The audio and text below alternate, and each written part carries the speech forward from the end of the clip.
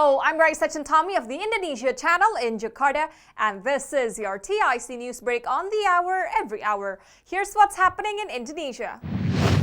Youth Affairs and Sports Minister Zainuddin Amali has submitted his resignation to the president after he was elected as deputy chairman of the Indonesian Football Association, or PSSI.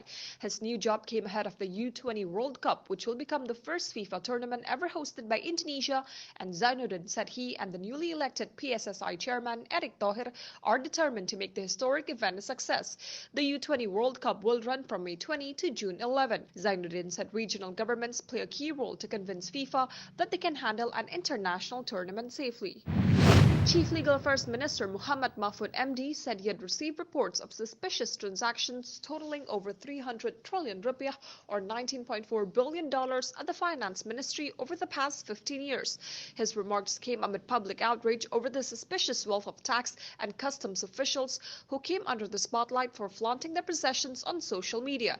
Between 2009 and 2023, there have been more than 160 reports that bring together more than 460 people in the ministry that were involved in transactions worth around 300 trillion rupiah.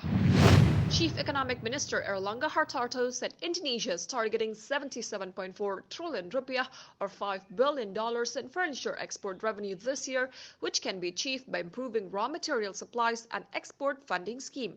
In the supply system, the government will provide certification to ensure that the materials used in the furniture industry come from sustainably managed forests. The certification, known by the Indonesian acronym SVLK, is a multi-stakeholder tracking system to ensure the legality of logs and timber traded in Indonesia.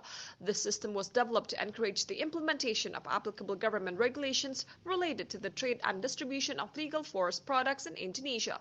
Government support was needed to strengthen the country's competitiveness over neighboring Vietnam, whose furniture exports already topped $18 billion in value. In the financial markets, here's how stocks and the currency opened in Jakarta and around the region.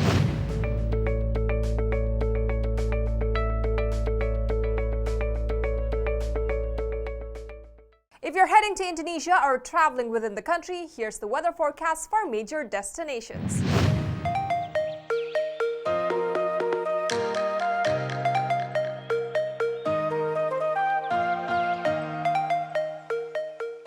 And that's what's happening in Indonesia. I'm Raisa Chantami with your TIC News Break.